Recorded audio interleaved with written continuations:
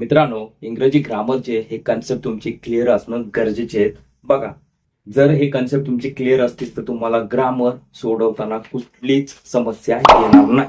बघा, आजचं काय आहे जे बघा, वायच्या पूर्वी व्यंजन आल्यास अनेक वचन कसे करावे त्यासाठी तुम्हाला एबीसीडी ही क्लिअर असणं गरजेचे आहे. बघा, ए पासून झेड पर्यंत हे अल्फाबेटिकल वर्ड्स किती आहेत तुमचे?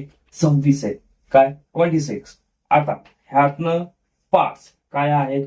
ए, आय, ओ, यू आणि ई हे काय तुमचे स्वर. ह्याला इंग्रजीमध्ये काय म्हणणार? वॉवल्स.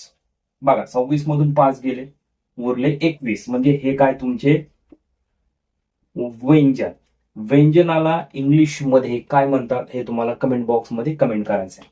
बघा, आता हा नियम काय म्हणतो ते आधी समजून घ्या. नामाच्या शेवटी वाय असून त्यापूर्वी व्यंजन असेल तर वायचा लोप होतो आणि वायच्या जागी आय एस वापरून त्या नामाचे अनेक वचन बनते. जसे की पहा, एक्झाम्पल, बेबी. काय दिले मी? बेबी. वायच्या पूर्वी काय आहे? बी. आता हा बी हा 5 मध्ये येतो का? नाही. मग तो हा 21 मध्ये, म्हणजे काय? तो व्यंजन आहे. मग ह्याचं अनेक वचन करताना काय करायचं आहे तुम्हाला? हा जो वाय आहे ह्याचा लोप पाहून आय नंतर ईएस म्हणजे बेबीज. आलं लक्षात? नंतर आहे स्टोरी. बघा, नियम खूप छोटे असतात, पण त्यावेळेस त्या नियमांना तुम्ही प्रॅक्टिकली अप्लाय करता हे जरा अवघड असतं. मग हे कसं क्लिअर होणार? त्यासाठी तुम्हाला थोडा सराव करावा लागणार.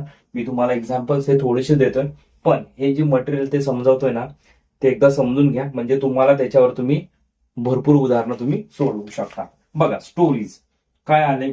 वायच्या पूर्वी काय आहे?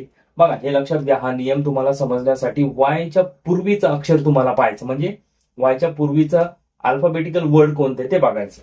बघा, आर आहे. आर ह्याच्यात आहे का? नाही. मग ते कशात आहे? 21 मध्ये, म्हणजे व्यंजन मध्ये.